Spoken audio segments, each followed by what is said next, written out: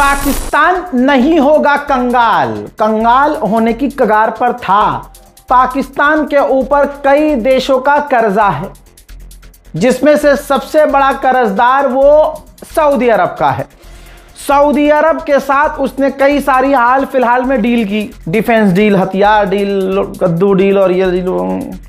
बहरहाल इसका बेनिफिट जो मिलना था वो अब दिख रहा है। भाई पाकिस्तान को $5 बिलियन सऊदी अरब को चुकाना था इसी साल। अचानक से सऊदी अरब ने पाकिस्तान को 3 साल का और टाइम दे दिया। कोई बात नहीं, कर्जा आप 3 साल बाद चुकाना, और ये होना ही था। यही तो वजह है कि पाकिस्तान की सरकार ने अरब देशों से और दूसरे अरब देशों से भी, सऊदी से कर ही लिया है, दूसरे अरब देशों के साथ डील कर रहा है, डिफेंस डील, ताकि जिन जिन से उधार खींचा हुआ है वो प्रेशर ना बनाए। पाकिस्तान को शुक्रिया अदा करना चाहिए ईरान का कि ईरान ने अरबों को इतना मारा कि इनको उल्टा पाकिस्तान से डील करनी पड़ गई। अब पाकिस्तान से डिफेंस डील कर ली तो फिर पाकिस्तान तो और खींचेगा पैसे, और जो पहले रकम दे रखी है उसका भी टाइम मांग लेगा, और वो मिल भी गया है। पाकिस्तान ने मौके पर चौका मारा है। सलाम, नमस्ते, सत श्री अकाल। मैं हूं रजा, आप देख रहे हैं रजाग्राफी अनस्क्रिप्टेड की सबसे खास रिपोर्ट, अंतरराष्ट्रीय प्राइम टाइम रिपोर्ट, पूरी दुनिया की तमाम बड़ी खबरों वाली एक रिपोर्ट। पाकिस्तान के अंदर चीन के काफी सारे प्रोजेक्ट चल रहे हैं। आपने सुना होगा कि पाकिस्तान के अंदर आतंकवादी हमलों में कई चीनी मारे गए, कभी इंजीनियर मारे गए, कभी आम चीनी लोग मारे गए, कभी अधिकारी मारे गए। चीन पाकिस्तान पर बुरी तरह से कई बार भड़का, जिसके बाद पाकिस्तान ने स्पेशल फोर्स तैनात की चीनियों की सुरक्षा के लिए।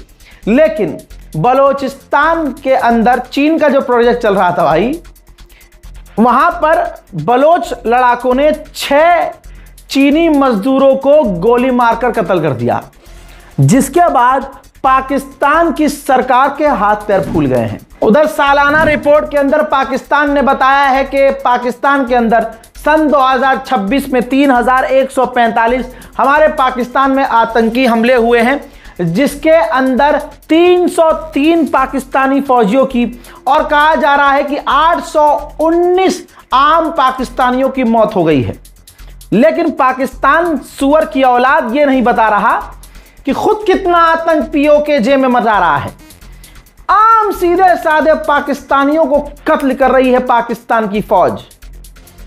भाई लड़कियों को गोली मार दे रहे हैं। ये तो हम तालिबान को बुरा कहते हैं, तालिबान से क्या कहूं, कई गुना आगे है आतंक में यही पाकिस्तान। हालात पीओके के बताऊं तो ऐसे हैं कि पाकिस्तान की आतंकवादी फौज पीओके के अंदर भारी मात्रा में जा रही है। किसी दूसरे देश से लड़ने नहीं, अपने ही पाकिस्तानी कश्मीरियों का नरसंहार करने के लिए पाकिस्तान की फौज। देखिए,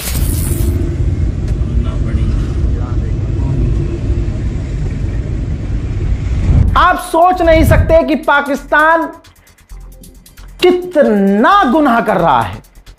पाकिस्तान की जो हिजड़ी फौज है, पीओके के अंदर कश्मीरियों के घरों में घुसकर औरतों और बच्चों को मार रहे हैं।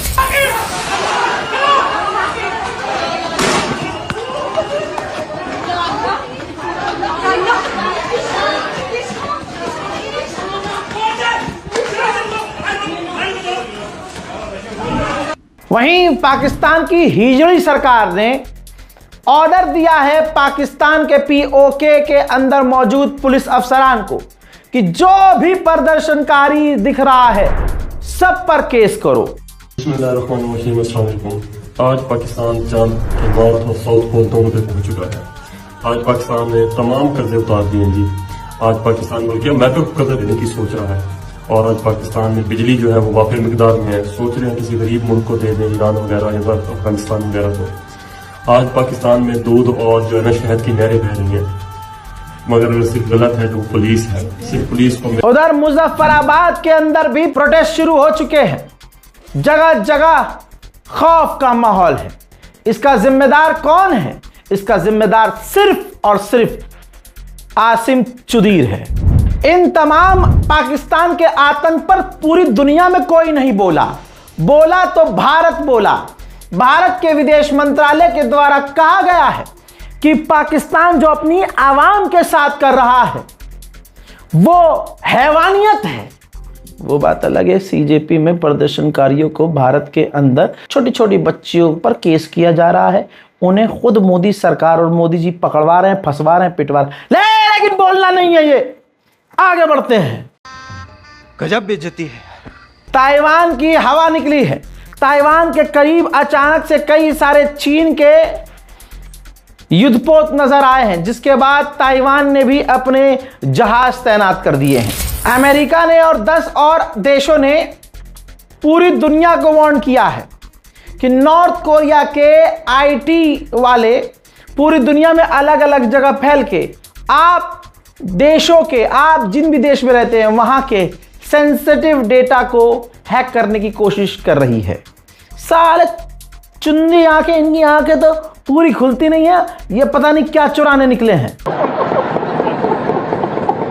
बांग्लादेश के लॉ मिनिस्टर ने कहा है, कानून मंत्री ने, जैसे ही पूर्व प्रधानमंत्री शेख हसीना भारत से उड़कर बांग्लादेश लैंड करेंगी तुरंत उन्हें गिरफ्तार कर लिया जाएगा।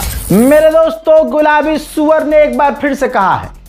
गुलाबी सुअर ने मिनिस्ट्री में बैठकर बोला है कि हमने भारत और पाकिस्तान की जंग रुकवाई, जिस जंग में 11 जहाज गिर चुके थे, लेकिन इसके चूतड़ में कभी इतना दम नहीं रहा यह बताए कि 11 जहाज किसके गिरे थे।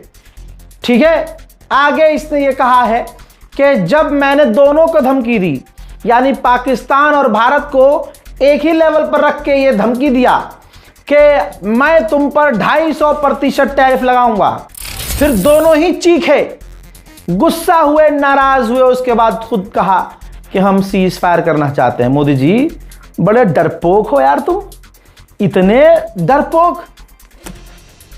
मैं तो नहीं कह रहा हूं ना, ये तुम्हारा दोस्त कह रहा है, मित्र।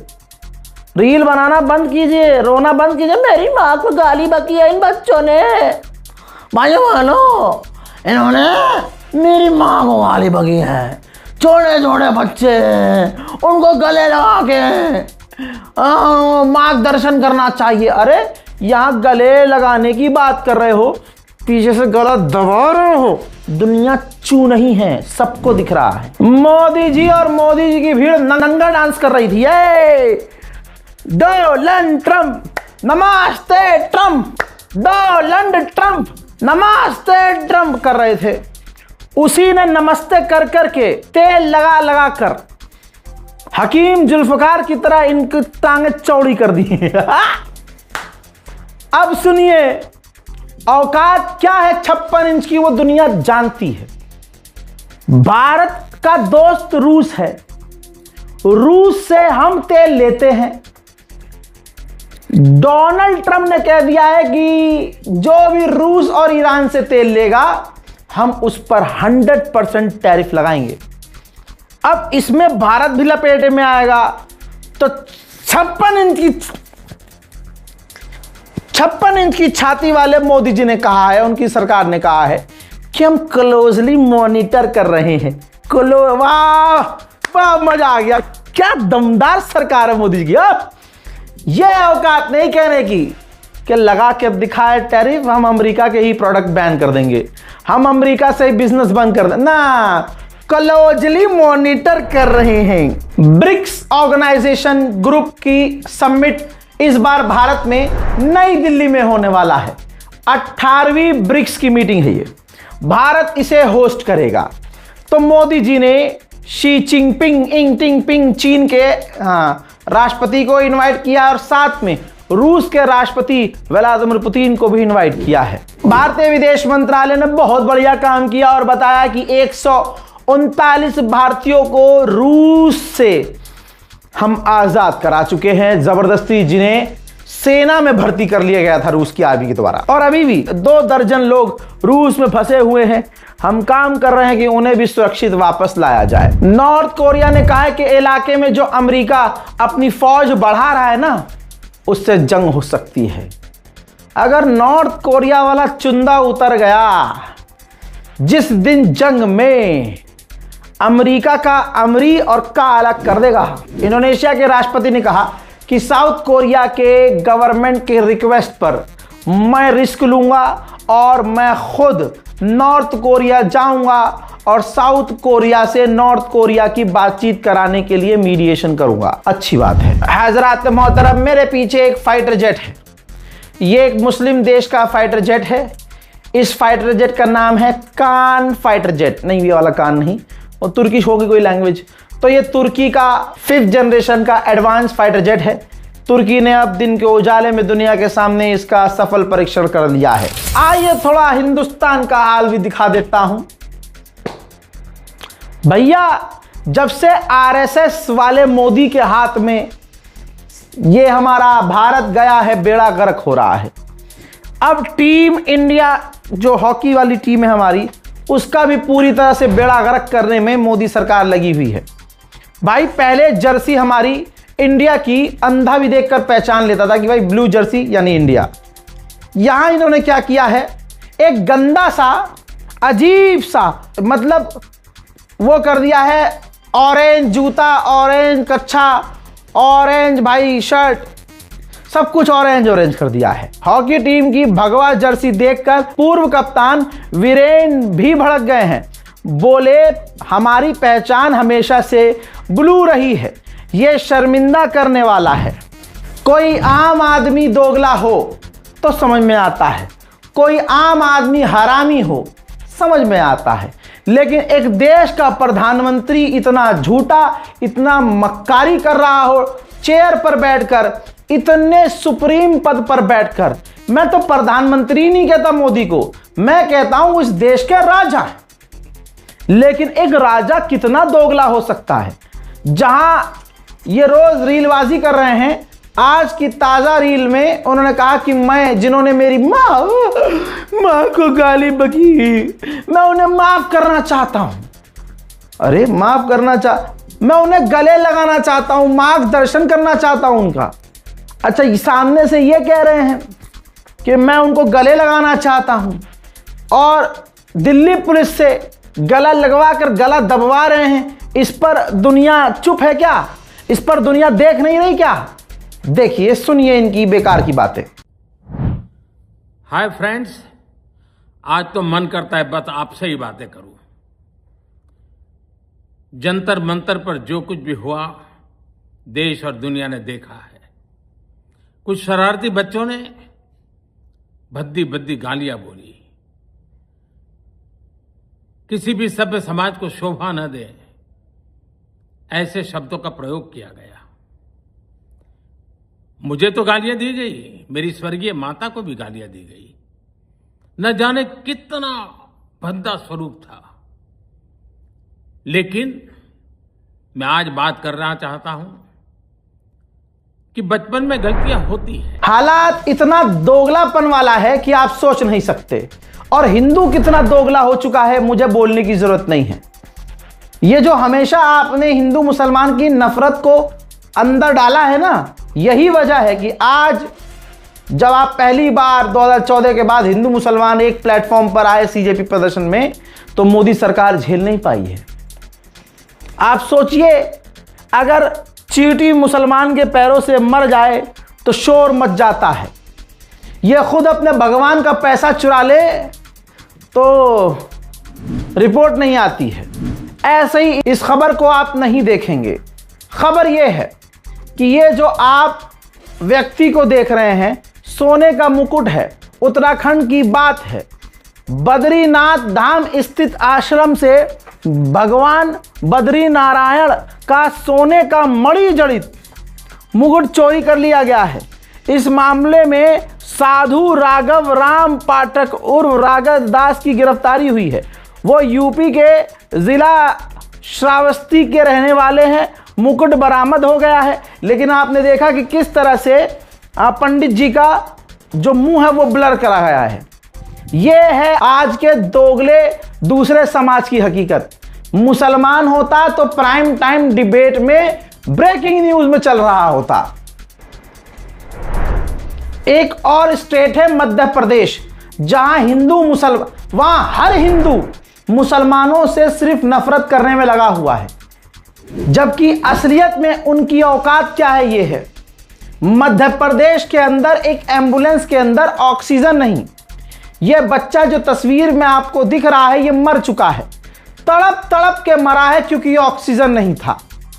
सरकारी एम्बुलेंस में ऑक्सीजन खत्म होने से बेटे ने माँ बाप की गोद में दम तोड़ दिया है। एक माँ बाप के लिए इससे बुरा क्या होगा, लेकिन यही बोया है तुमने तो यही मिलेगा, क्योंकि पिछले कई सालों से मंदिर चाहिए, रोटी नहीं चाहिए, मंदिर चाहिए, मोदी चाहिए। माफ कीजिए। अब बाप कितना रो रहा है, लो अब मजे लो, देखो। आज जो है इतना तड़पते तड़पते मेरा बेटा एक सांस की वजह से एक तड़पते तड़पते और सिर्फ मंडला पहुंचा और दम को तोड़ दिया। आज उसको ऑक्सीजन की जरूरत होती सर जी, तो मेरा बेटा कभी नहीं बढ़ता। 112 डायल करने के बाद आपके पास में कितने टाइम में गाड़ी आई? 1 घंटे के बाद में आई थी। क्या नाम आपके बेटे का और क्या उम्र थी? अजीत बरिया, उनकी उम्र 21 साल। जब मैं इतना बोला उनको ऑक्सीजन की ज़रूरत है, अगर सुनेरा से ऑक्सीजन लगा जाती, अगर बीच में गैस बढ़ा जाती तो मैं बमनी से सिलेंडर डलवा लेता। सरकार से उसके असली काम का हिसाब आप मांगोगे तो FIR हो जाएगी। मोदी जी से सवाल कर दोगे तो हिंदू संगठन तुम्हारी जान के पीछे पड़ जाएंगे। तो रिजल्ट में भारत का क्या होगा देख लिया आपने। पहले तो सिर्फ अखिलेश यादव लाल टोपी पहन के अंधभक्तों की लाल करते थे, अब राहुल गांधी भी बीजेपी के गणचट्टे पत्रकारों को रेल रहे हैं। राहुल, जो पुलिस वाले घायल हुए थे उनके परिवारों ने प्रेस कॉन्फ्रेंस की, बीजेपी के हो गया? नहीं, बीजेपी का नहीं, पुलिस वाले की जो परिवार वाले उन्होंने प्रेस कॉन्फ्रेंस की। ये बार बार बीजेपी का बोल देने का क्या मतलब है सर?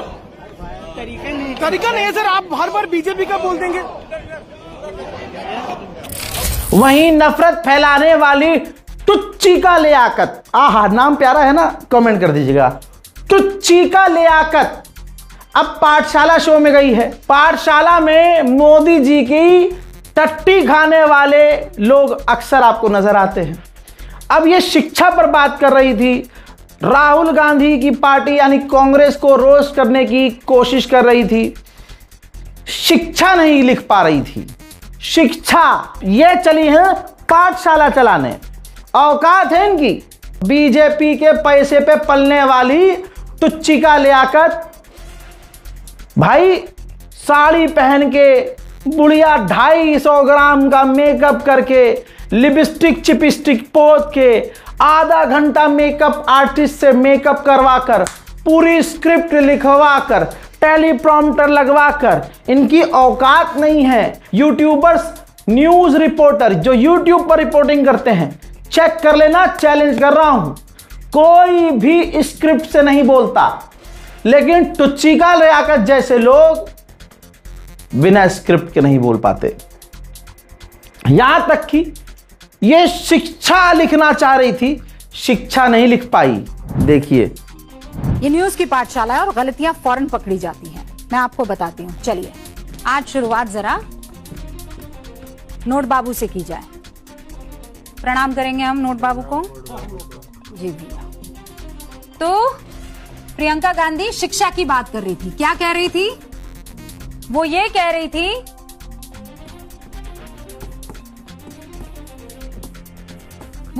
रही थी कि हम ये देख रहे हैं कि ये सरकारें शिक्षा का बजट गिराते चली जा रही है। अबे पहले पाठशाला तू ले जाकर हमारे देश का बेड़ा गर्क मत कर टुच्ची का लियाकत। एक लंबे समय तक बीजेपी का गूंज चाटने वाला शहजाद पूना वाला, जो पूना में तो नहीं कहीं और मिलता ही रहता है, रिजाइन दे दिया है बीजेपी से। अब कहेंगे भाई बहुत अच्छा काम किया, इस पे आपको तारीफ क्यों करें। बीजेपी में रहकर इसने जो नफरत फैलाई है उसको तुम भूल जाना। मेरे जैसे युवा, आज की जनरेशन नहीं भूलेगी। जिन जिन स्टेट्स में हिंदुओं ने, बीजेपी ने मिलकर मुसलमानों पर जुल्म किया और सिर्फ हिंदू मुसलमान फैलाया। प्रभु श्री राम की लीला देखिए, उन पर अजाब नाजिल हो रहा है। मध्य प्रदेश एक ऐसा स्टेट है जहां सबसे ज्यादा हिंदू मुसलमान होता है और हिंदू मुसलमान करते करते हिंदू पूरी तरह से, मैं क्या कहूं, बर्बादी की तरफ जा रहे हैं। ये देख रहे हैं फसल, भाई मध्य प्रदेश के पन्ना जिले में बड़ी लापरवाही सामने आई है। वेयर हाउस के कॉरपोरेशन की लापरवाही की वजह से हजारों क्विंटल धान खराब हो गए हैं, साथ ही उनमें पौधे उगाए हैं। घटना सामने आने के बाद प्रशासन ने मामले की जांच के आदेश दिए हैं। इसके अलावा होता क्या है हमारे मुल्क में, क्राइम होता है, जांच के आदेश होते हैं, आदेश होने के बाद लोग ठंडे पड़ जाते हैं, कोई फिर उसको पूछता नहीं है। पूछने की नौबत आने से पहले देश में दूसरा कांड हो जाता है। 12,000 करोड़ रुपए की मोदी जी ने स्पेस टेक्नोलॉजी से सड़क बनवाई। भाई उसको साल भर भी नहीं हुआ, पहली ही बारिश के बाद सड़क का हाल देख लो। यह है मोदी की स्पेस टेक्नोलॉजी।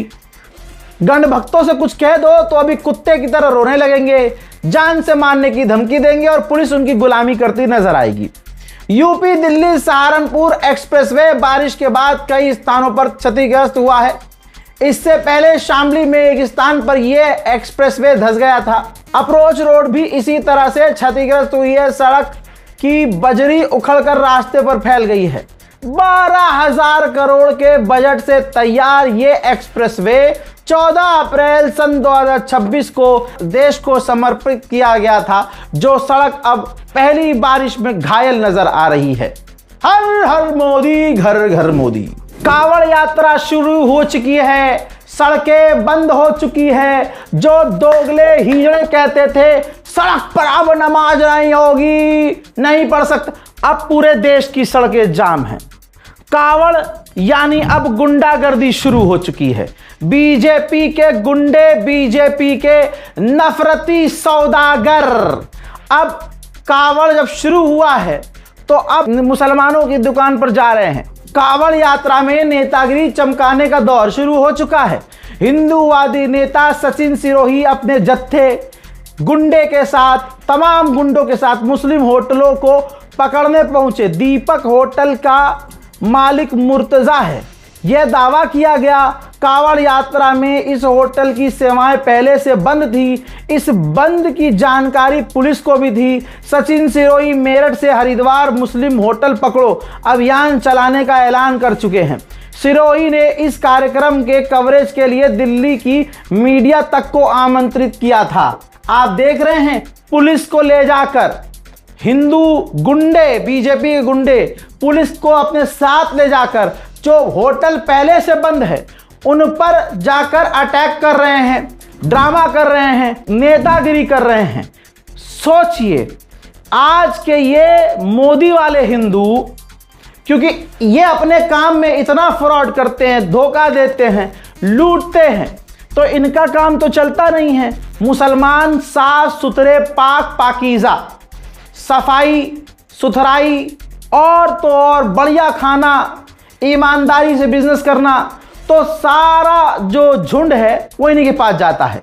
तो इन्होंने अब धर्म की आड़ में मुसलमानों के बिजनेस को ठप करने का प्लान किया है, क्योंकि मोदी में हिम्मत है ही नहीं कि बिजनेस दे नहीं सकते, लेकिन मोदी के गुलाम मुसलमानों से बिजनेस छीन रहे हैं। लेकिन याद रखना, जिस प्रभु श्री राम का तुम नाम लेते हो, जिस भोले का तुम नाम लेते हो, वो इतना दिमाग से भोला नहीं है। तुम्हारी सारी चाल चलने से पहले उसे पता होती है। भोले का नाम लेकर तुम जिस तरह से आतंक मचा रहे हो, तुम देखना भोले ही तुम्हें बर्बाद करेंगे। तुम्हारे घर के अंदर अजाब नाजिल होगा। तुम गरीबों को परेशान करो, मुसलमानों को बदनाम करो, लेकिन भोले तो सबका है भोले। तुम्हारी जब लंका लगेगी तुम मुंह से भोले भोले भी नहीं कर पाओगे। तुम देखना, ये रामराज है। हम कह रहे हैं ये रामराज है। रामराज में इतना आतंक जो हो रहा है, हिसाब तो प्रभु श्री राम तुम्हारा भी लेंगे लाला। वक्त का इंतजार करो, वक्त सबका आता है। ऊपर वाले का आजाद तो तुम पर आ ही रहा है। जो इल्जाम ये मुसलमानों पर लगाते हैं, हमारी बेटियों को हिंदुओं से बचाओ। अरे हिंदू घर में अगर हिंदू बेटियां जा रही हैं तो वो कौन सा बच पा रही हैं? भाई एक वीडियो आपके सामने है, इसमें पति पत्नी भी आपको दिख रहे हैं और साइड में वो मासूम गुड़िया नजर आ रही है। मामला उत्तराखंड का है। देहरादून में सरकारी टीचर सृष्टि कंधारी ने फांसी के फंदे पर झूलकर अपने आप को खत्म कर लिया है। जो वीडियो में लड़की नजर आ रही है रोती हुई, ये अब इस दुनिया में नहीं है। से पहले एक वीडियो बनाया जिसमें वो बता रही है कि उसके ससुराल वाले उसे मनहूस कहते हैं। इन लोगों की सोच कभी चेंज नहीं हो सकती। अब यह सब सहा नहीं जाता। सॉरी मम्मी, सॉरी गुड़िया, सॉरी रुचि। सृष्टि की शादी 8 महीने पहले राज्य सचिवालय में निजी सचिव सौरभ रतूड़ के साथ हुई थी। सोचिए, राज्य सचिवालय में सरकारी विभाग में यह काम करता था कुत्ते का बच्चा रतूड़ी, सौरभ रतूड़ी, इसके साथ शादी हुई थी। सृष्टि का आरोप है कि दहेज के लिए उसे प्रताड़ना की गई। अब सोचिए, यह हिंदुओं के घर का हाल है जो ऊंची जाति के हैं, ऊंची जाति वाले, ठीक है, ऊपर से दोनों सरकारी नौकरी वाले। एक तो मोदी का गुलाम था सरकार में काम करने वाला। पैसे की कमी तो होगी नहीं, लेकिन फिर भी यह घटिया इंसान अपनी पत्नी की जान ले गया। तो हिंदू लड़कियों से कहूंगा, भाई तुम मुसलमानों से दूर रहो। मैं खुद कहता हूं ये बात, अपने में करो, लेकिन अपने में भी कर रही हो तो कौन सा तुम सेफ हो। इसलिए कभी भी ऐसे परिवार में शादी मत करना जो मोदी समर्थक हो। अंधभक्तों से दूर रहना। मोदी सरकार और मोदी को अपना बाप मानने वालों से कभी शादी न करना। फिलहाल के अंतरराष्ट्रीय प्राइम टाइम में नेशनल प्राइम टाइम तड़के के साथ आज के लिए इतना ही। इस रिपोर्ट को शेयर कीजिए, चैनल को सब्सक्राइब कीजिए, दुआओं में याद रखिए। जय हिंद।